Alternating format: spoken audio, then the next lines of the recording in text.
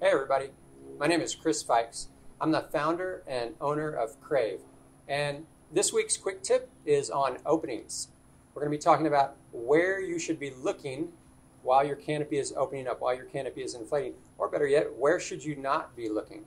So in AFF, we learned that one of the first things we're supposed to do after our canopy inflates is to visually inspect the canopy. We want to make sure that it's there, that it's square, and that it's steerable, right? That's what they teach us. So what I've noticed is that people get in the habit of wanting to hurry up and check their canopy. They're feeling like it's a rush. It's something they have to do really, really quickly.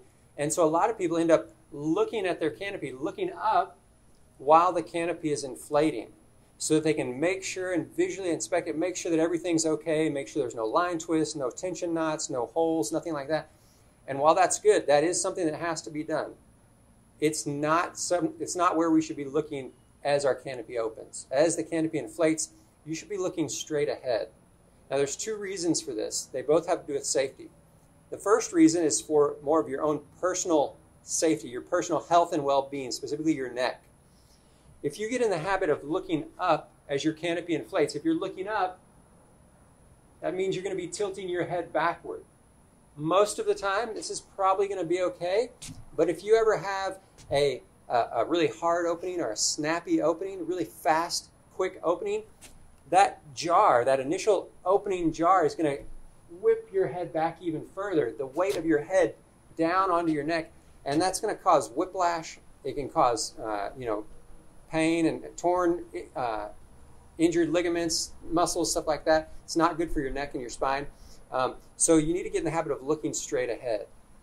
Your body is not really designed and equipped to handle that weight and that pressure backwards on your neck. Whereas if you're looking straight ahead and you have a hard opening, all that weight and that pressure kind of goes down. It gets distributed through your neck, through your spine, into your hips, into your body and your chest, your harness and your legs.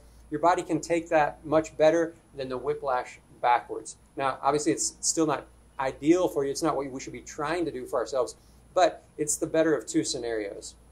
Now, the second reason also has to do with safety, but it's connected with your own personal safety in relation to other skydivers in the sky, other canopies, other people on the jump with you that are flying their canopy, open their canopy in the same sky as you. Now, ideally, at the end of each jump, we're jumping with our friends. We want to track away. We want to create horizontal separation. We've got a nice big open area, our own sky to open in. That's not a problem. That's ideal. That's what should be happening every time. But sometimes things happen. Somebody tracks the wrong direction from another group, ends up in your airspace, or for whatever reason, somebody has an off-heading opening. You find yourself close to someone else on opening and under canopy. Now, the worst situation would be you're in the habit of looking up, so you're staring at your canopy. The other person, they're in the habit of looking up, so they're staring at their canopy, and you guys are both going straight towards each other, and no one's paying attention. So what you should be doing is looking straight ahead, using your peripheral vision, maybe even scanning the sky a little bit to make sure there's no one else around you. And if there is, then you're immediately ready to take evasive maneuvers. You can turn, you can use the risers, even grab one of the toggles if you have to, lean in your harness, but you're paying attention to the other skydivers in the sky so that you can avoid a potential collision. So those are the two main reasons. Number one, to protect your neck. Number two, to help you stay more aware with what's going on around you, other flyers and skydivers in the sky, that you can avoid a collision.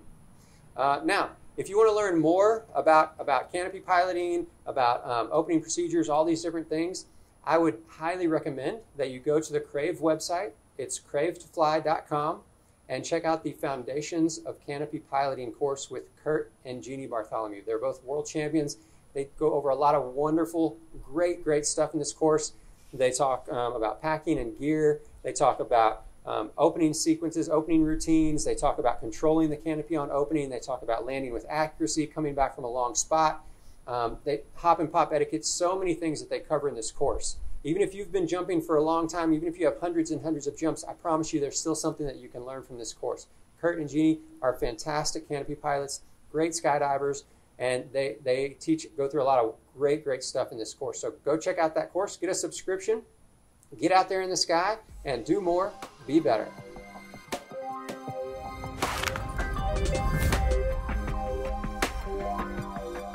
Yeah.